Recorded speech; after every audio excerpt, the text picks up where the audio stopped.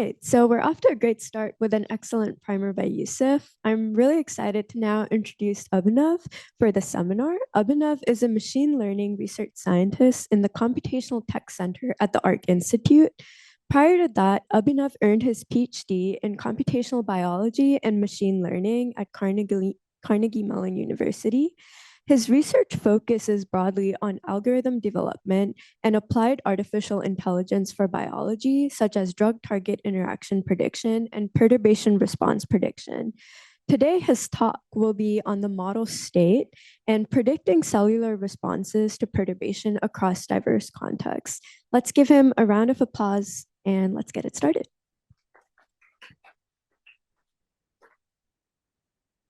Thanks, Tanvi, for hosting me and Yusuf and for the invitation. Thank you, everyone, for joining today. My name is Abi. I'll be talking today a little bit about state, and Yusuf laid out a great primer, so I'll be double-clicking on certain parts, repeating certain other parts. And also, some of you may have heard different parts of this talk before, so the intention is to keep it more conversational. So just jump in with questions and we can kind of just chat about the models, chat about what works, what doesn't. So get started. So I think I really like that Yusuf started with this diagram from the Carr paper, a whole cell model for predicting phenotype from genotype. And this prior work essentially introduced this hard-coded virtual model of a bacterial cell. And they did this by painstakingly understanding what are all the different biological processes going on in that cell, fitting different differential equations and different sorts of rate parameters so that they could match experimental observations and so forth. One thing you can ask when you look at a model like this that's been handcrafted to be able to match measurements is what is the actual utility of that model if you have to overfit so hard to your measured data? And the value comes in being able to then intervene on different processes within the cell and understand the outcomes of experiments that you don't need to then perform in the wet lab. So you can intervene on RNA decay and also on protein translocation or any of these processes really in the cell, and then see what would the outcome be in the cell.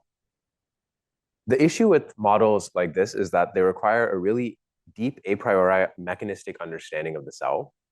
And that's something that they had for the bacterial cell through decades of research, but something that we still don't yet have for eukaryotic cells, where things like genetic regulation and such are still somewhat poorly understood or not holistically understood. So luckily for us, new technologies and growing data repositories motivate a more data-driven approach to this problem. So across sort of the central dogma of biology, we can now intervene on different parts of these axes. So CRISPR-I and CRISPR-A can inhibit or activate genes within DNA. You can then intervene, I mean, we're not going to talk about it here, but you can intervene on RNA. Small molecules can inhibit specific proteins and so forth. And then in addition to being able to intervene, we can also measure at scale. So we can look at the genome and measure what is the sequence of the genome. We can look at things like chromatin accessibility to see what parts of the genomes might be expressed in what specific cell types. At the single cell level, we can read out all of the RNA measurements within the cell, so transcriptomic measurements. And data is rapidly scaling across all of these different axes and modalities. So we talked a little bit earlier about SC base count. We have almost 500 million single cell sequenced, a huge number of protein structures sequenced, and thousands of whole genome sequences as well. And this growing data scale has enabled the development of, I would say, somewhat bespoke foundation models across these biological scales. Yusuf had laid out an axis of biological sort of representation that one can think about, starting from DNA, RNA, to cellular representations, and so forth. Here's a slightly different version of that biological scale where we look at some of the foundation models that have been developed and what kind of problems they're trying to tackle. So for example, at the smallest scale, you have your molecular models. These are things like AlphaFold, ESM, bolts. And these are really learning representations of molecules or predicting interactions at those molecular scales. So protein structures, drug-target interactions, and so forth. Slightly higher up in biological scale within the cell are these cis-regulatory models. And roughly now they've caught up to around 1 megabase pair in context. So this is like your alpha genome model on the supervised side of things for sequence to function. On the unsupervised side of things, you have your EVOs and EVO2 models, also processing around 1 megabase pair. And these can now capture things like promoters and enhancers and splicing and various other local effects within the cell in terms of regulation. But if you look slightly higher at whole cell responses to perturbation or otherwise, these are another sort of order of magnitude up. So instead of 1 megabase pair, now you're thinking across the entire human genome. What is the coordinated response of the cell in response to some sort of intervention? And so we call these transregulatory response models, and they look at genome-wide expression and characterize the coordinated response there. And so here you have your models like STATE, which I'll talk a little bit more about. You have models like GEARS, same sort of modality, but different tasks. SCGPT, which doesn't look as much at interventional data, but rather just can you explain observed data and so forth. And of course, you can continue going up. So you can have multicellular models that look at how do different cells interact with one another. You can have tissue models and so forth. I won't really discuss those in today's talk, but in this talk, rather, I'll be focusing specifically on transcriptomics. So single-cell transcriptomics is in a pretty interesting space. I started working here maybe 2 years ago, and I'm told that I'm very spoiled in terms of the amount of single-cell data that's been made available. So now we have data sets with millions of different cells to hundreds of millions of different cells, spanning different cellular contexts. So not only immortalized cell lines, but also different primary cell types in certain cases, and then spanning thousands of different perturbations. So these are CRISPR-I gene inhibitions, gene activations with CRISPR-A, cytokine stimulations in immune cells, and the Tahoe dataset is chemical or drug perturbations. There's other datasets with that as well. And if you look at the amount of the cumulative count of single cells for which we have single cell transcriptomic sequencing, over the past years, this has been dramatically increasing and seems to be on an upward trajectory in terms of the amount of data that we'll have available. And so this really motivates a data-driven approach to learning these whole cell responses to cell that we can't really do with a sort of handcrafted model in the eukaryotic cell. And so the specific task that we're interested in is actually a task of intervention. So can you predict transcriptomic responses to perturbation of the cells? And there's several reasons why we might care about intervention. If you can introduce CRISPR inhibitions, for example, and knock out specific genes, this can help enhance our mechanistic understanding of the cell, understand which genes are related to which other genes, and therefore for gene expression. It helps our understanding of disease mechanisms as well. So you can knock out specific genes, or you can test out drug treatments within the cell and see what is the cell's response. Being able to do this in silico just increases the throughput time of sort of this iteration cycle. And so in an idealized future, one might be able to say, we have this population that's in cell state A, and we want to transition it to cell state B. And maybe A and B here stand for phenotypically diseased versus phenotypically healthy, or phenotypically old versus phenotypically young. And Yusuf alluded to this, but the end goal of this sort of line of research is to be able to enhance our ability to program the cell towards desired phenotypes and be able to make these interventions to do that efficiently and safely.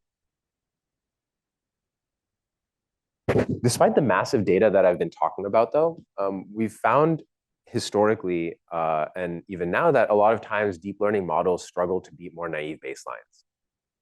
Something is fundamentally alarming about that picture, because if you have exponentially increasing data, you would expect models that scale with the amount of data, like deep learning methods, should see proportional gains in their abilities.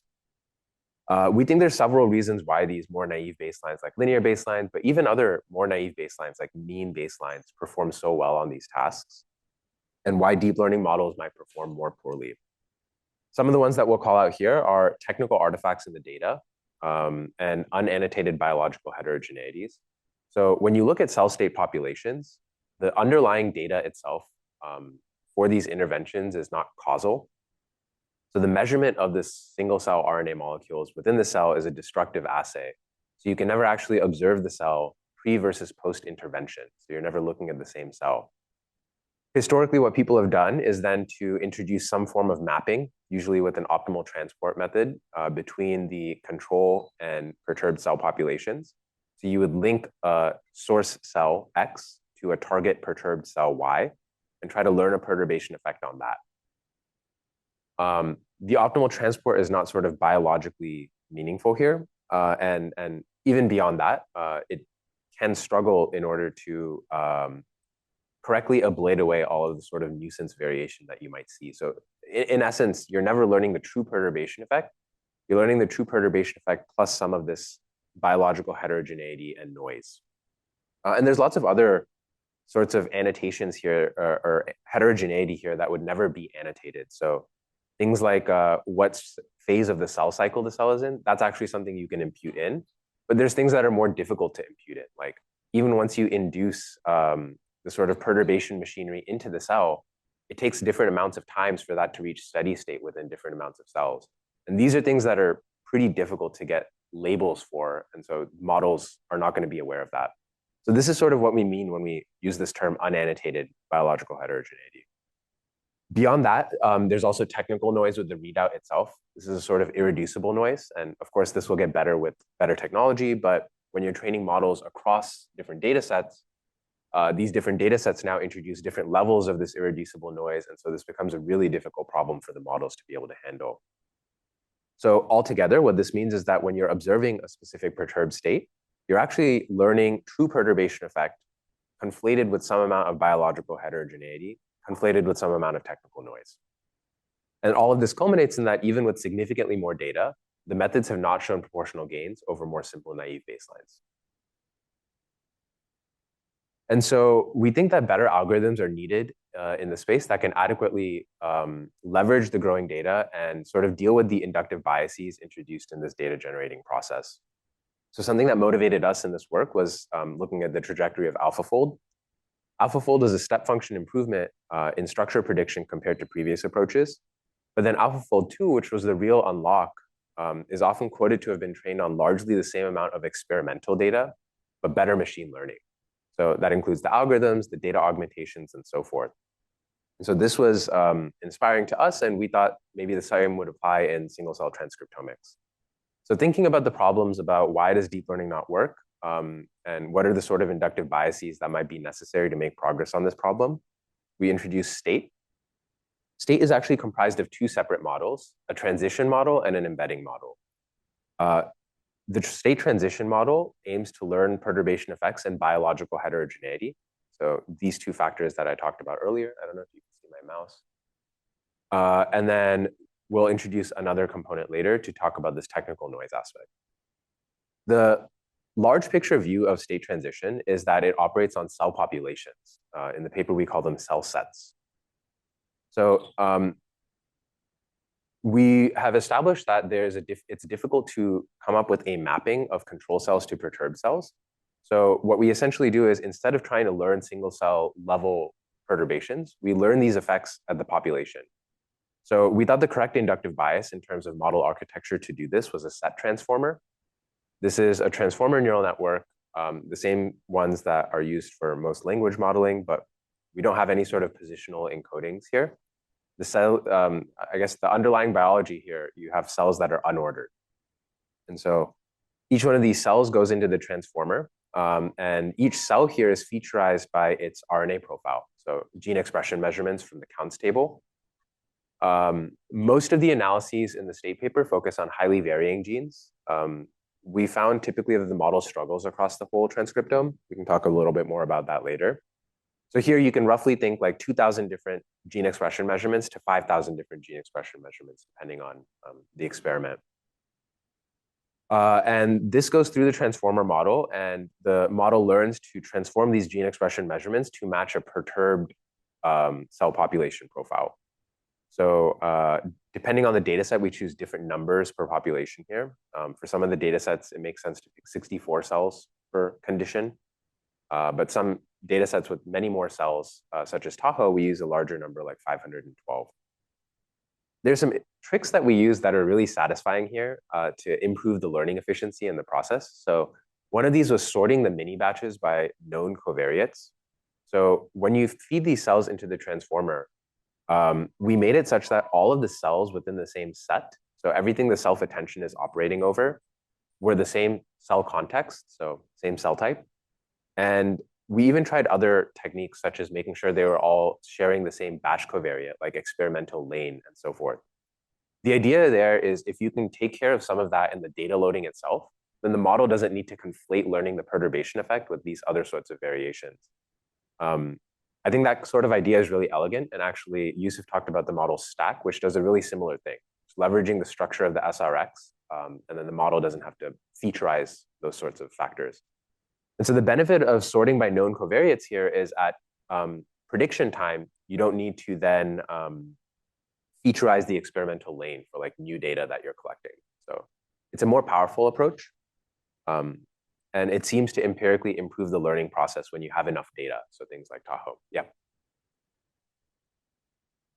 Sensitive to the covariates. So let's say you want to predict on some experimental batch it hasn't seen during training. And this would reduce its ability to generalize in that sense. We find that it improves the model's ability to do new batch prediction. I think because the alternative would be, say you like one-hot encoded batch embedding, you would have to provide something to the model at prediction time. And the two ways I would see to do that would be the approach we take here, or learning to predict what would that batch covariate be based off the input. We sort of benchmarked both approaches actually and found that this works slightly better, but I will say it's data set dependent. Yeah. As many things are. I guess I'm just wondering, like, if you're randomly shuffling across batches within a mini batch, experimental batches within a mini batch, maybe the model then learns to ignore those confounders, or am I thinking about it like incorrectly? I think the task of the model, if you data load it such that they are batch matched, the model focuses on the perturbation effect more, but then at inference time, maybe it's more fragile. I think that's what you're getting at, right? Yeah. It's possible. Yeah. Okay.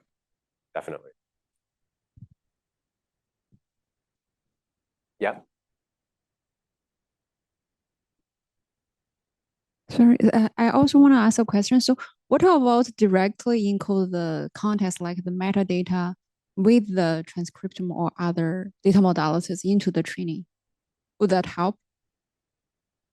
Because you said you compare the, I don't know, the data under same context. So what about directly encode the relevant kind of metadata into the training process?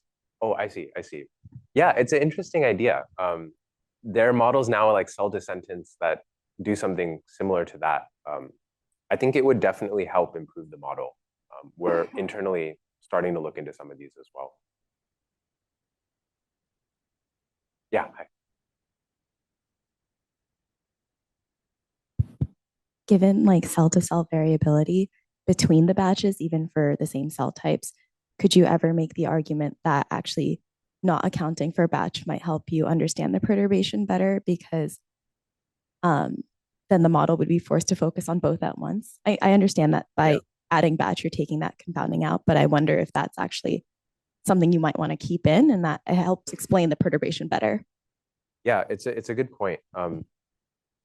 It's really interesting to train the models under these different settings and see like what settings do they break on.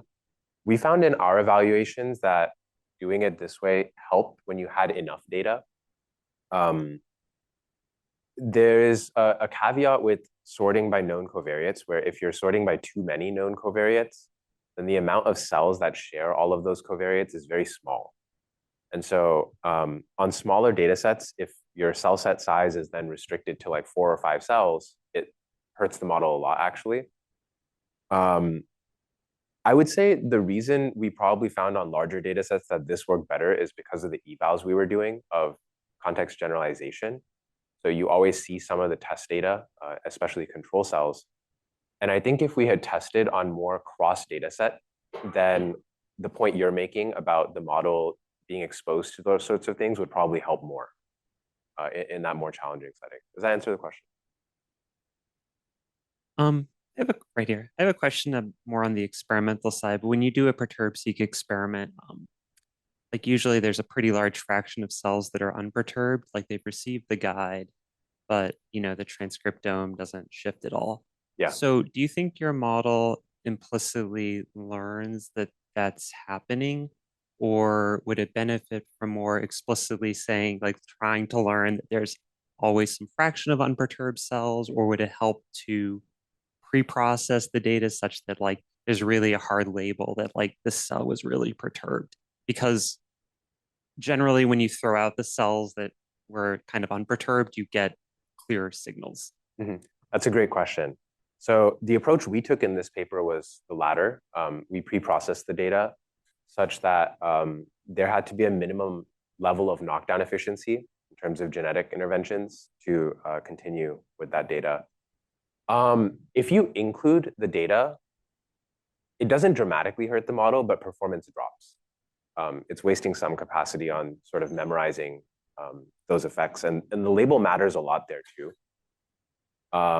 I would say it is a broad struggle to learn how to ignore data without being told to. So I think that's an open problem, actually.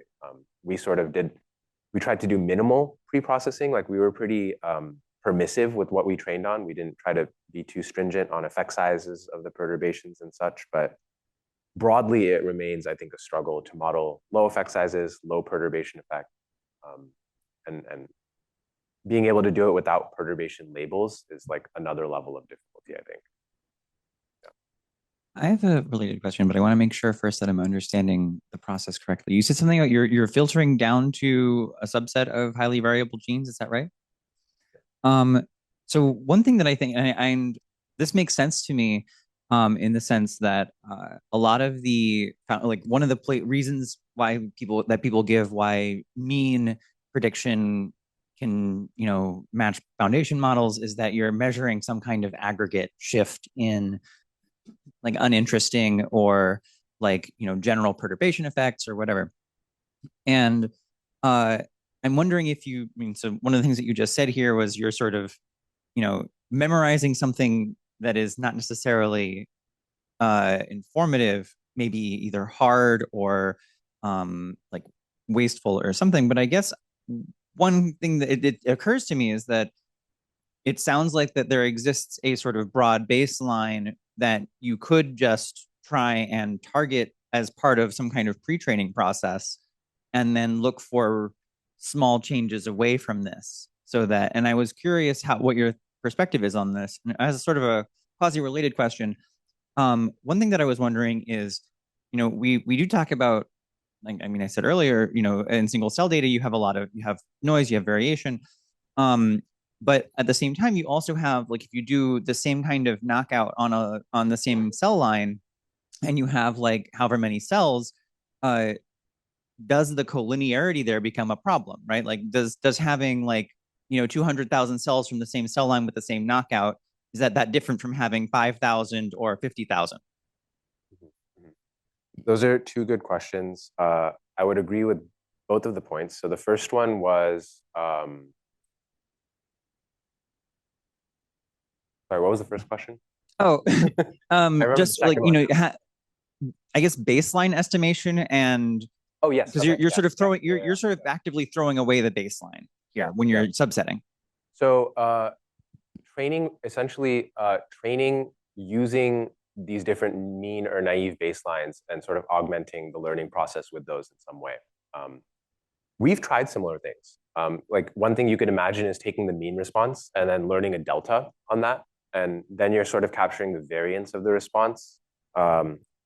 It's turns out to be difficult to get the models to not just collapse to be predicting the mean in those cases. And essentially, they learn to just predict deltas of 0 a lot of the times. And so it seems to be, in the cases that we've trained, better to train it from scratch rather than augmenting. This could, of course, just be like there's more interesting techniques that can be used to augment the learning process with the naive means and such. Is that a dimension number? Is that like a dimensionality problem? Because it seems like if you're like subsetting genes, you're effectively doing the same thing, but just on a smaller space, right? Like if you're saying these are the genes that we care about, the other genes are the ones that we don't care about, you've sort of de facto defined, you've basically pre-done a dimensionality reduction. Yeah, definitely. I guess what I'm pointing to more so is a deep learning optimization problem. Like it's difficult to get the models to actually learn these sorts of deltas and significantly improve over the mean baselines they're sort of being bootstrapped off of. And again, that could be like a methodological thing, right? Like it's possible that we can improve sort of the approaches we use to bootstrap off of these mean baselines. And what was your second question? I'm sorry. How much, if you, you know, given the same kind of, if you have the same cell line and the same perturbation, how much does having like 5,000, 20,000, 50,000, 100,000 cells?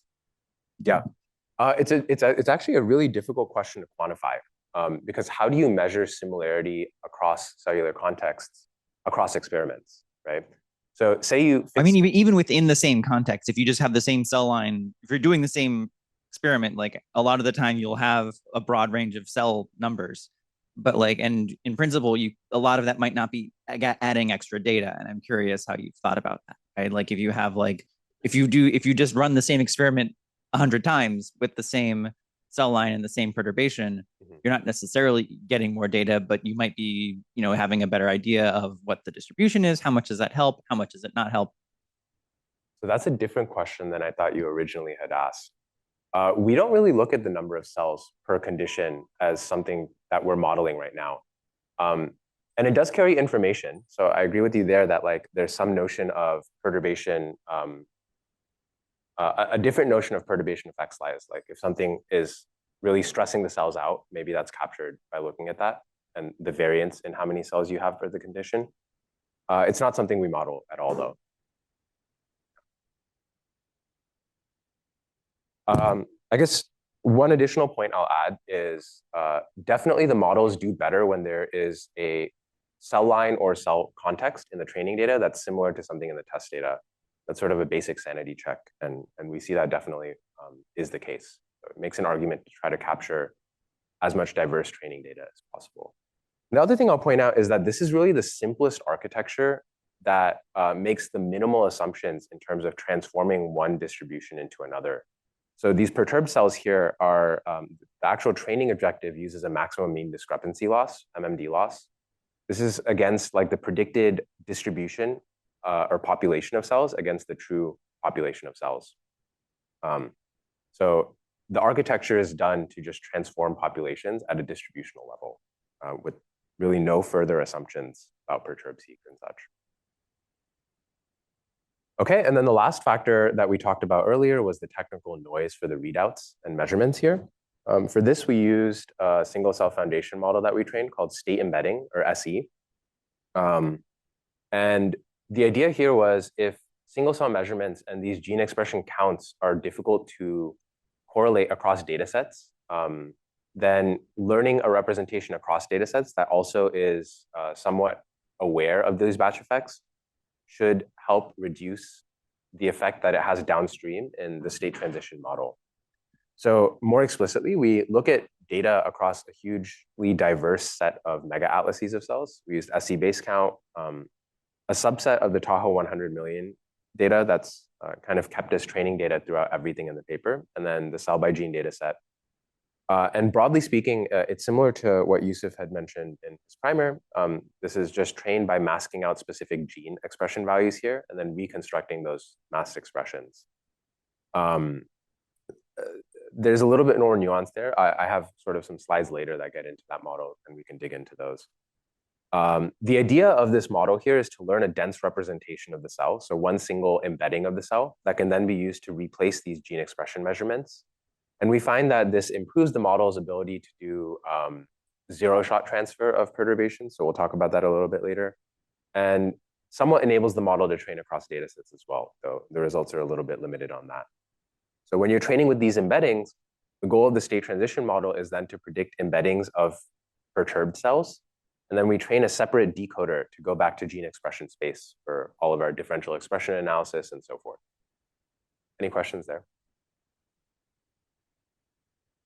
Yeah.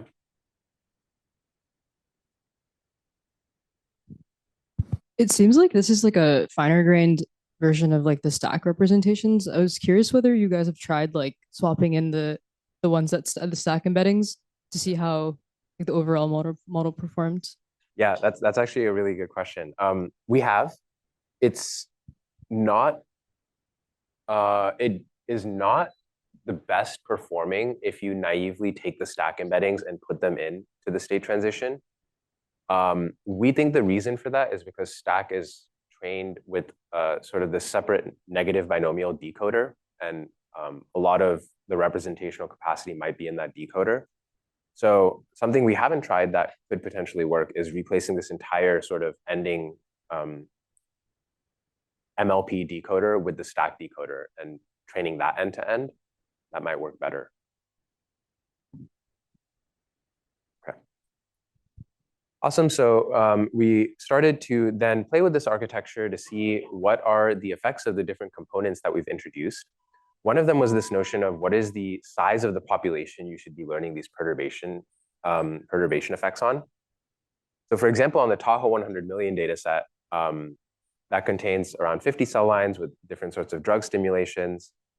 You find the median number of cells per condition is close to almost 1,000, if not more. There's definitely some outliers with way fewer. But we saw that the validation loss of the model improved monotonically until around 768 cells per population. And then we saw diminishing returns or actually even worse performance by modeling beyond that.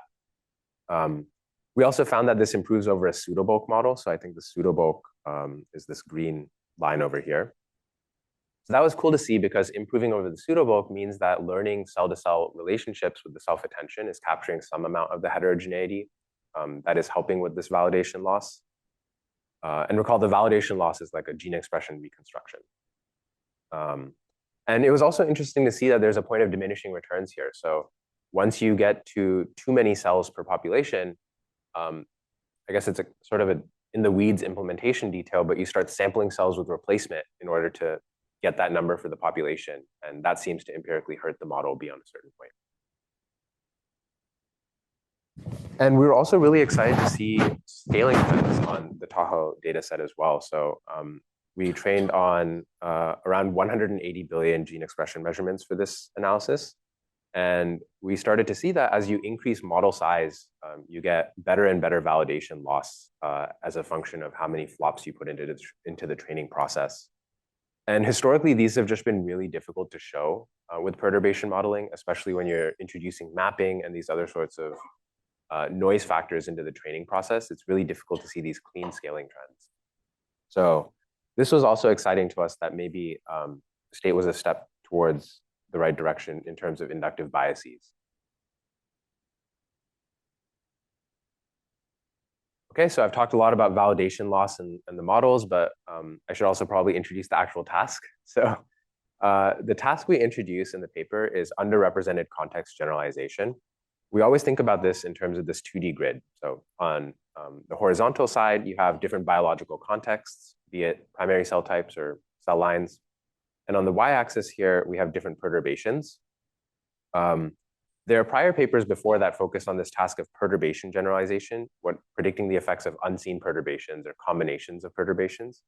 Here we focus on context generalization. So you've seen the effect of this perturbation in one or more different biological contexts, and you want to transfer those effects to one or more test contexts. And we'll start in this few shot case where you're able to see some demonstrations of perturbations in that target test context. Two baselines here that capture a lot of the variance and actually perform really well are the perturb mean and context mean baselines. So perturb mean is learning a context-independent perturbation vector. What that means is you're averaging this delta that this perturbation induces in the cells across all biological contexts. And you take that effect and you paste it onto your test control cells. So the perturbation effect is context-independent. And then there's the context mean baseline, which just averages the transcriptomes of all of the cells corresponding to the seen perturbations in your test context. So this is predicting the same perturbation response for all perturbations. So this would be perturbation independent response prediction. And then in terms of actually measuring the models beyond the baselines and the task, we introduced cell eval. This has around 40 metrics or so. In the paper, we choose to focus on around 6 of them. And they capture different aspects about a perturb-seq experiment that the experimentalist might care about. So how well can you discriminate different perturbation effects? That's sort of a ranking metric. We look at Pearson correlation of the expression values versus model predicted expression. On the differential expression side of things, we look to see how well can we rank genes by their log fold changes and compute Spearman correlations on that between model predictions and ground truth. Another one that we look at is the overlap in differentially expressed genes. So if you look at the model predictions, you can come to some consensus set of DEGs, and you can compare that to what you derive from the true data and measure overlap or Jacquard similarity in those sets. And another one that we look at is the perturbation effect size. So for each perturbation, you can look at how many DEGs does this produce in the true data. You can do the same in your model predicted data and compute Spearman correlation around that. So we found actually that looking holistically across all of these measures was important in the model development process, because it's really easy for specific models to hack specific ones of these benchmarks. And so that's like, if you're developing in the space, that's something to look out for. Is sometimes models do really well on some of these, but not holistically across all of them. So when we applied state to this model, here I'm showing that same effect size metric that I introduced. So you're ranking the perturbations by the effect size. We found that state outperforms existing methods. So we compare against the perturb mean baseline that we introduced in the prior slide, context mean baseline, a simple linear model that was recently proposed. And then we started looking at deep learning models as well. So we looked at Gears, which is actually not designed for the task of context generalization. We repurposed SCVI, treating the batch embedding as a perturbation. We had a really great student who sort of, one thing we like to say is that a lot of times people will hyperparameter tune their models, but not competitors. So we had a student working full time on improving the baselines as much as he possibly could. So we also look at CPA and SCGPT here. On the genetic perturbation dataset, we find a mild improvement on effect size, roughly 25% better than the next best performing method. But when we start to look at the signaling cytokine perturbation dataset, so genetic perturbations, there's roughly 600,000 cells. In this parse PBMC dataset, that's around 10 million cells that we're training on. And you see more significant improvement over some of the other methods. And in fact, some of the deep learning methods fail to learn in this setting. And when you move to the chemical perturbation datasets, which has the most number of cells and the most number of contexts, you see the most significant improvement in performance here that state confers. So that was exciting for us because we sort of started this talk out in saying that the deep learning models are not leveraging the scale of the data that's being generated. Now we're starting to see that as you increase the data scale, you're seeing proportional benefits from the deep learning methods. So training on all of the 100 million cells, the model does seem to be learning something non-trivial. Here I just have a couple more plots from the preprint, but it's essentially just looking at different metrics. We find interestingly on Pearson correlation, it's actually quite hard to separate from some of the naive baselines. Part of this, I think, is due to lower effect sizes of genetic perturbations. It's also interesting that it's a different naive baseline here that is the second best model. So the context mean seems to do really well in this reprogramming data set. But at the larger data set scales, again, you're starting to see state confer an advantage again over all of the existing methods. And the last metric I have here is actually, it was one that we used in the virtual cell challenge as well. This is perturbation discrimination score. It's effectively ranking the model predicted perturbations against the ground truth perturbations. And the model should predict a specific perturbation is most similar to the same perturbation in the ground truth. If the model is saying perturbation X is really similar to ground truth perturbation Y and not ground truth perturbation X, something is kind of wrong in the model prediction. So this is essentially a ranking correlation score. And here we see that state is actually able to pretty much perfectly recapture the discrimination in the Tahoe dataset. I should also maybe mention this is like a harder problem in the genetic perturbation dataset because there's just more genetic perturbations than there are drug stimulations here and cytokine stimulations here. So there's, I think, 90 cytokine stimulations, around 1,000 drug perturbations. Yeah. I was curious to know in the zero shot setting what this looked like. Yeah, so this is all few shots. So I'll get to zero shot in a few slides. Okay, so still in the few shot setting, we wanted to evaluate the models on harder tasks than these random splits that we introduced earlier. So here we held out meaning in the few shot setting, cell lines corresponding to these organ systems. So the model, all of the cell lines corresponding to those are held out into the test set, and the model needs to do this few shot generalization task on them. And here you see the benefits of state over the naive baselines are actually much more significant than the random splits before. So that was another promising thing, in that in this more challenging setting, the more complicated deep learning models seem to be conferring more of an advantage. And you would expect this because these perturbation responses that you're learning with these naive baselines really rely on average effects. And if the cells you're testing on are wildly different from the average effect you're learning, then you should expect more of a difference. And it sort of demands that the model can generalize the effects better. Okay, so the few shot setting is interesting because if you have some observations of perturbations that you've collected, you can then use a model like state to infill the responses for remaining perturbations. But there are a lot of contexts that are just difficult to experimentally set up to perturb. So like neurons, for example, and other sorts of cell types, primary cell types, they might just be inaccessible to perturbations of specific modalities. And so beyond time and cost savings, we thought about this zero shot setting as well as being something that could enable the interrogation of cells that are not normally accessible. But in this setting where you might be able to get some amount of control cells, it's just the perturbation machinery is really difficult to maybe set up. And in our first attempts to do this same exact models, but new tasks, we found that it was really difficult to get good performance. And we turned to other parts of ML literature here where we found that foundation models often help in data poor regimes. And so we thought about how can we introduce the foundation model to improve performance in this zero-shot version of the task. And so we went to the state embedding model that we introduced. So everything I've described until now is the state transition model trained on gene expression representations of cells. But we also had this embedding model that we trained for this purpose of learning smoother transitions across cells. And because it's learning these general cell representations, we were hopeful that maybe this would help in the zero-shot transfer task as well. So a brief deep dive into state embedding. I won't take too long here, but the model itself is an encoder-decoder model. Roughly, when you see state embedding, you can basically think UCE++. It's a very similar model, very similar architecture, but with some improvements that helps on specifically perturbation modeling.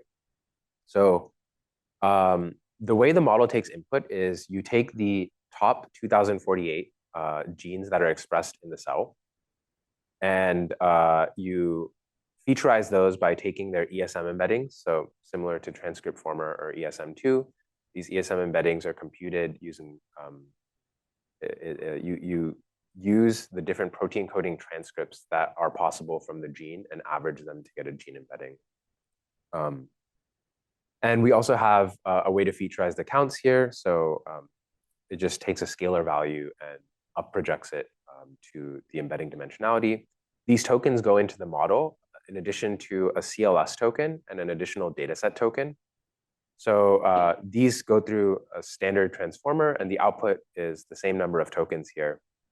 The dataset token is used to learn or capture some of the batch effects that make it difficult to learn perturbation effects. So the way we do that is we use this dataset token to actually predict the SRX that the data came from. And because this is an input into the model sort of has to learn this just from the gene expression measurements that are being fed in. So we find that this dataset token actually learns SRX specific features as a result of this training process. Like if you do a PCA of the dataset token for different cells, it'll actually separate by cell line or by donor and such. So it was really cool to see that. And then we also have this state, a CLS embedding token. We call this the cell embedding. This is essentially learning a general representation of the cell because of the training task. So the training task is taking this cell embedding and a target gene.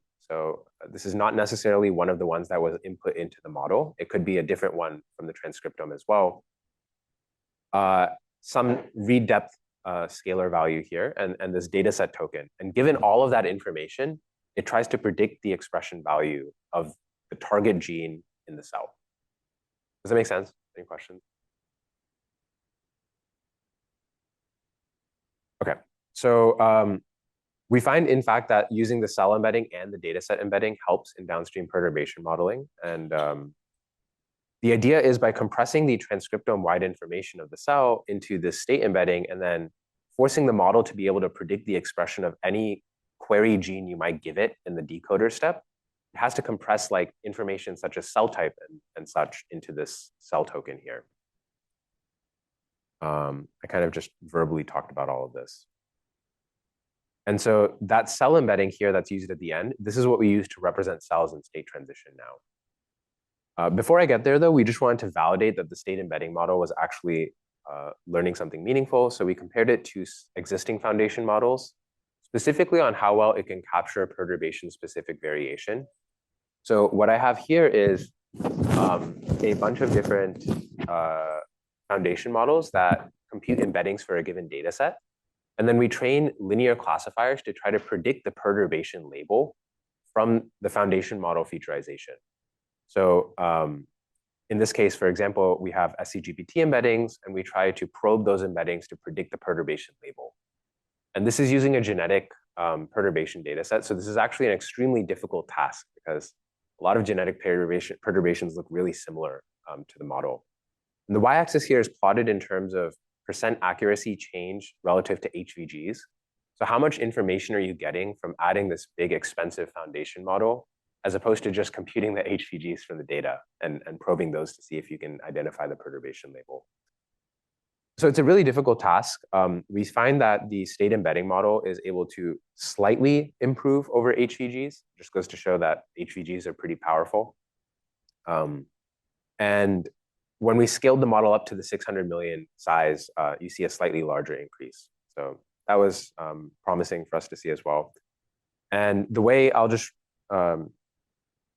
recall that the way this is slotted into the state transition model is each of these cell embeddings are replaced by this dense embedding from the state embedding model. So now the model is learning these transition effects over embedding spaces. And then we train a separate MLP decoder to go back to gene expression space here. Okay, I'm going to skip that slide for now. So we're excited to then test this out in the zero-shot setting, where you don't see any demonstrations of perturbations in the test contexts. And in this case, we find across these 3 different metrics that I had shown earlier, that state with the state embeddings significantly improves over state using just gene expression measurements. So in ranking these perturbation discriminations, Pearson correlation, and effect sizes predictions on the Tahoe data set, we see pretty significant improvements in the zero-shot regime. So there we found that the state plus state embedding model seemed to have a good application. And we have sort of the mean baselines here. We've already established that state with HVGs is able to do as well, but we just see it further improved in the zero-shot setting with the embedding model. And so beyond sort of evaluating the models on the training task, we wanted to see what you could actually do with the models. So it turns out that with this sort of cell eval package, the different baselines we introduced, and with state, you can start to holistically examine data and identify interesting responses even within the data that you've collected. So for example, here, we took the Tahoe data, the Tahoe 100 million data set, and we trained a state model on it. And then on the test data, we looked at each of the perturbations and measured the DE overlap accuracy with the ground truth data. And we compared this to the perturb mean and context mean baselines. If you think about what those baselines are doing, the perturb mean, by definition, we talked about how it's learning a context-independent response. And the context mean is learning a perturbation-independent response. So if you're able to improve on both of these axes at the same time, then sort of by construction of the baselines, you're learning a context-dependent perturbation response. And this is sort of the interesting biology that, looking at the model, you can start to hone in on. For example, here we identified trametinib at this concentration seemed to have a pretty significant effect on C32 cell lines. It turns out that trametinib is actually an FDA-approved drug for BRAF mutant melanoma, which is the same sort of cell line that C32 cells were. So we see this sort of as like a proof of concept that you can use the models as well as the baselines and the eval packages to really quickly hone in on these cell type specific or cell line specific effects of different perturbations. Some of the new analysis since the preprint that we've done is to look at more applications of the model. So we found that you can actually use the state setup to help in silico target discovery by linking interventions across different modalities. So what we did here was we trained a model and we held out A549 cells and simulated the responses of A549 to different drug perturbations that were in the training data. And we had experimental collaborators then measure genetic perturbation data on the same cell line. And within the model embedding space, we looked at what embeddings are most similar between the drug and the observed genetic transcriptomic responses. And we were excited to see that the most similar interventions across these modalities actually corresponded to the correct gene targets of this drug, so the proteins coded by those genes. And so these coincided with known mechanisms of action here, and I thought this was a pretty interesting application of the model to be able to do target discovery and link these interventions in this manner. Another interesting task, so we wanted to see how far could we push this model before it starts to break. And an interesting one we tried here was predicting non-additive combo effects, despite not training for it whatsoever. So those who have worked with combos will know that it's really difficult to do well on combos without training for it. A lot of times you have these rescue effects where you knock out one gene and nothing happens, and you knock out the other and nothing happens. Turns out that they're rescuing the function of one another, and you knock them both out and you have a dramatic change. So state is not trained on these in any way for these evaluations. What we did was we took the first perturbation, generated predicted perturbed population, and then fed that back into the model and used a different perturbation. And we compared that against simply just taking the deltas of individual predictions and summing them together. So is the model able to learn non-additivity? And we see that the predicted non-additivity here correlates reasonably well with external sort of measurements. This is from the DrugComb dataset. One of our students had worked on this. So this was exciting for us to see. And we think actually if you can RL the model or post-train it in any sort of way on this combo data, I would expect these numbers to improve as well. So in summary, state meaningfully improves over existing baselines across several different metrics that we propose. We propose this context generalization task that we think if models can get really good at this, this would be really interesting for the field more broadly. State transition does this by learning treatment effects over sets of cells, enabling the model to resolve unannotated biological heterogeneity. And state embedding learns general cell representations by reducing the noise when training state transition across data sets, and especially in this zero-shot transfer task. But there's a lot of room for further improvement. So I consistently sort of mentioned that we're training only on highly varying genes.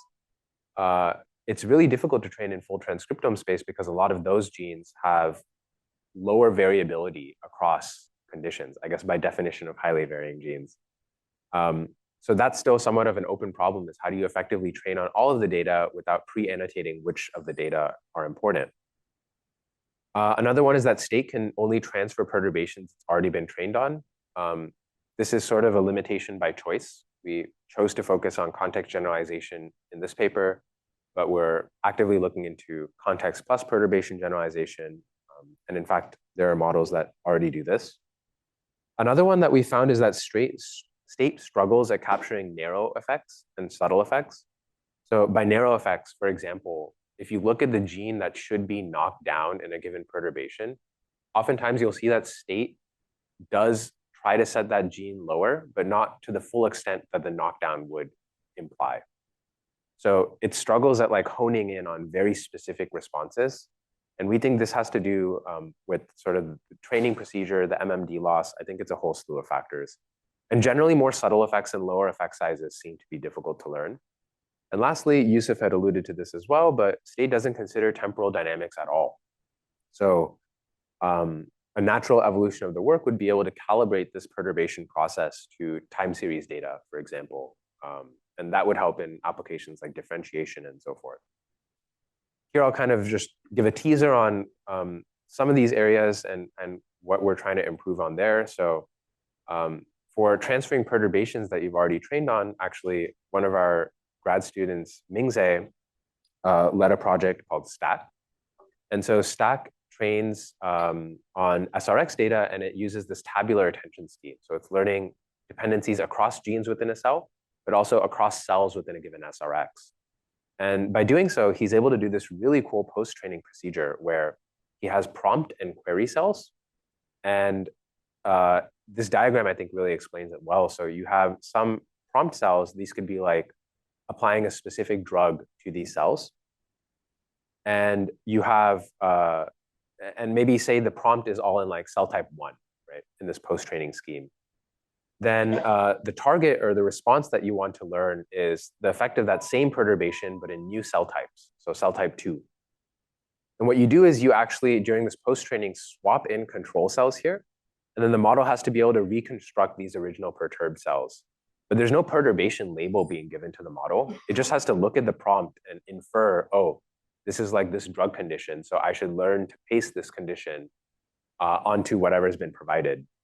And that turns out to be a well-calibrated process because you're replacing these with control cells and then eventually getting back the perturbed cells in the new cell type.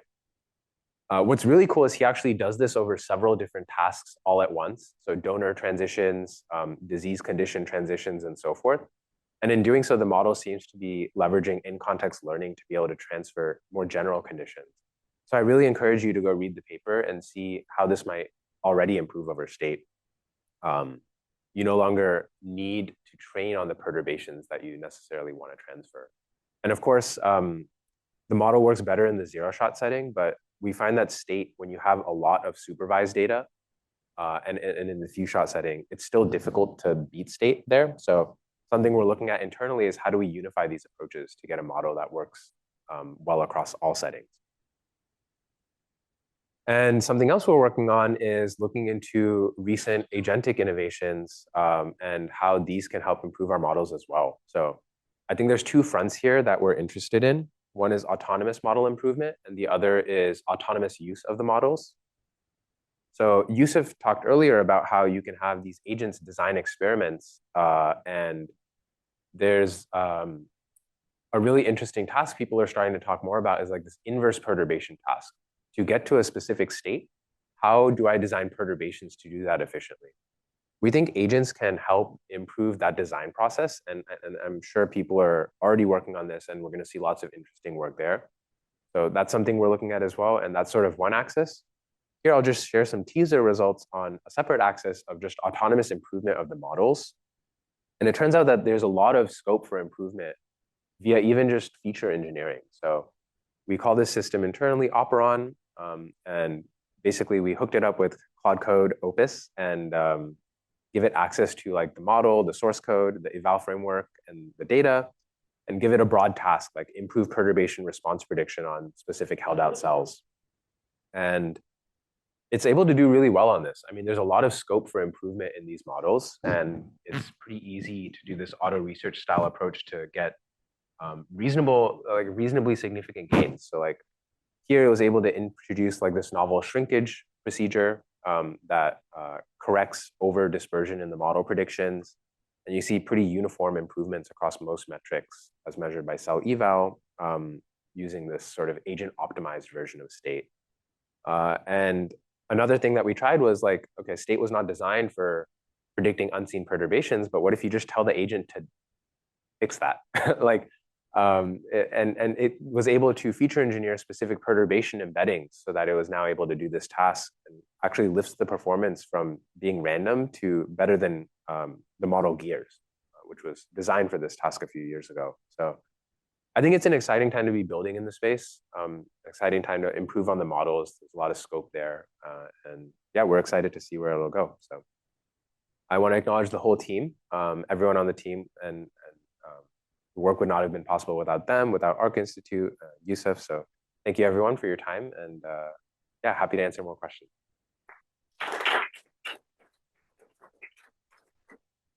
Thank you for the great talk. The speakers will be around till 11:30, but maybe we can do a few questions, open mic.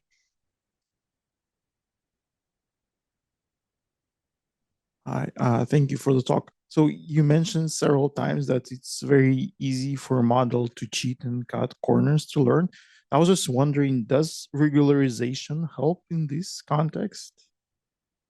Yeah, we've tried a lot of different schemes for it.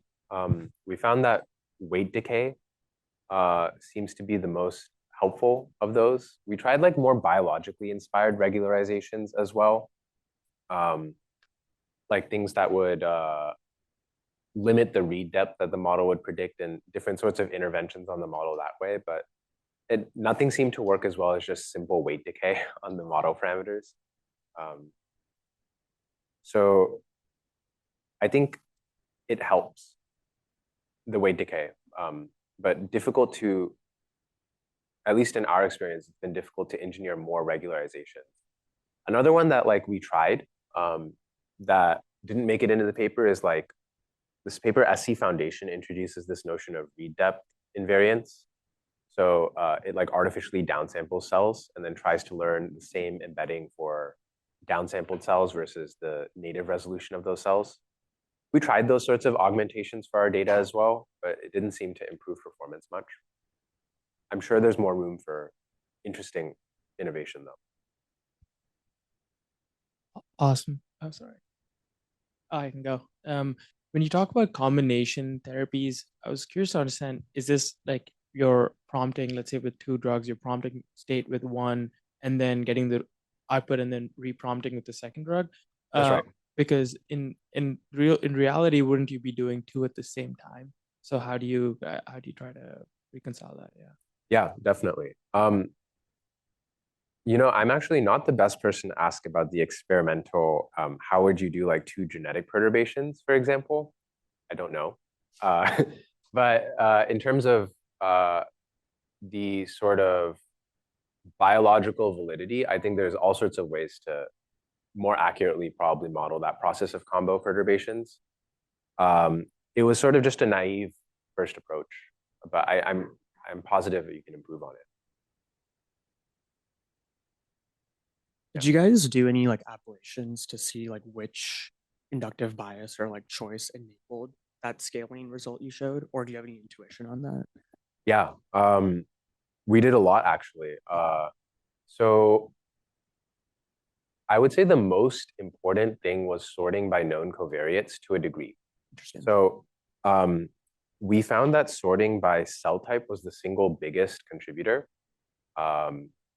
And of course, the self-attention component was also really important. So in addition to training a pseudo-bulk model for that scaling plot, we also trained the exact same architecture, but without self-attention.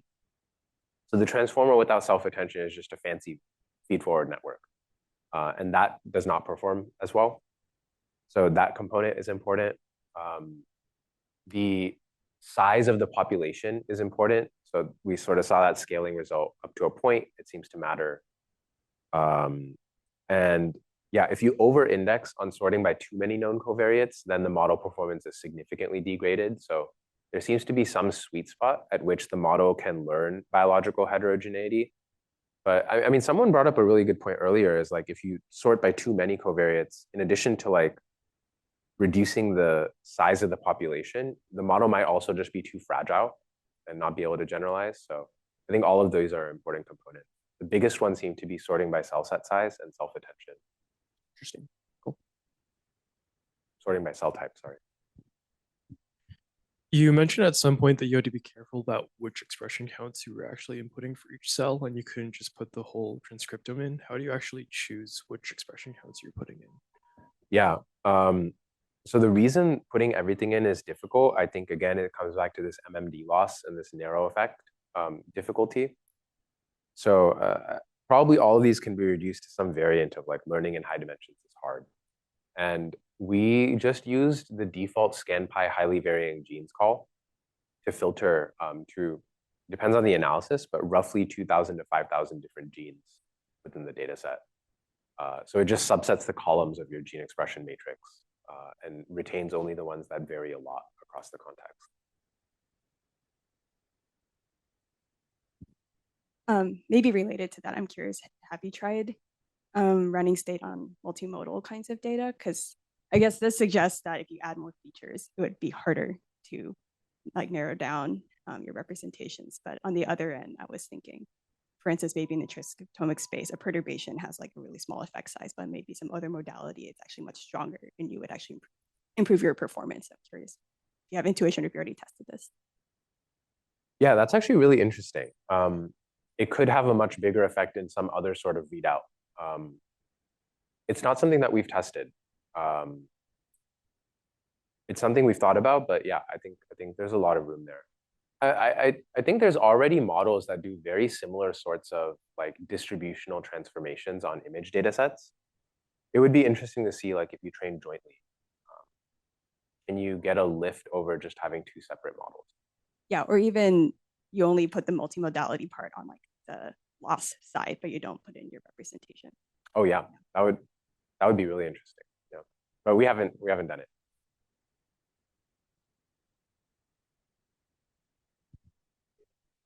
The last bit where you talked about using an agent in the loop to optimize, did auto research just work, or did you learn something about the agent architecture that you'd build upon, or did it just work as is? Yeah, there was a reasonable amount of engineering to get like the model to have a persistent state. For example, after running for long enough, it compacts its own context, and that can be pretty detrimental if it needs to like refer to results from previous experiments.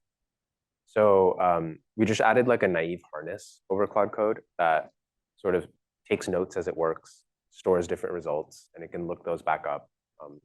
Nothing too complicated, but it seemed to really help align the model for these longer horizons. What was that was the next question. What was the time horizon? Yeah. Hours or a couple days. Couple of days.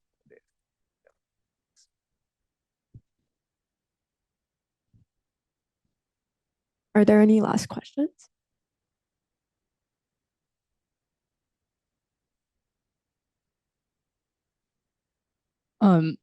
I guess like first of all, thank you so much for the talk. But I guess I'm curious about. I know at the end that you mentioned both like the stack, like the grad student using the stack embeddings to do the out of context perturbation generalization, and then you also mentioned at the end that Operon made like some kind of perturbation embeddings. Do you have intuition as to like which? Because like, do you guys try using the depth map embeddings for like perturbations at all? And do you have like intuition as to like why, or I don't know if like you guys benchmarked two approaches, like which one would perform better when it comes to like generalizing to unseen perturbations? Yeah, I wish I could put you in contact with the agent. But the one that worked the best seemed to be like some Go ontology featurization of perturbations.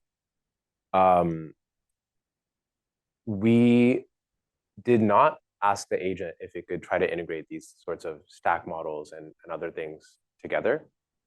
I think it's a good use of the agent though. It seems like a well-scoped sort of thing of like, here's this model that works well on zero shot. See if you can integrate it with this model that struggles on cross data set zero shot. But we haven't tried that. Yeah. We just found that like naively replacing the perturbation embeddings with like Go ontology derived perturbation embeddings helps. And then we also found that this like prediction shrinkage that the model developed, this sort of approach to do prediction shrinkage also significantly improves the final performance. Got it. And then kind of related, I know that you guys use like one hot embeddings, right, in state for the perturbations. Curious if you guys tried other embeddings. I know you said it was like an intentional choice and then found that like nothing performed significantly good enough to justify using it, or yeah. So that's exactly what the agent found is like in the cases of like Tahoe and such, there's no great way to featurize like 1,000 drugs that gives you a significant lift. But in the case of genetic perturbations, using the Go ontology derived ones actually seem to lift performance quite reasonably. So my answer to that is actually revised now. Beyond just like one hots seem to work well, I think it's like really modality dependent, really data set dependent as well. Thank you. All right, let's thank the speaker. Thank you.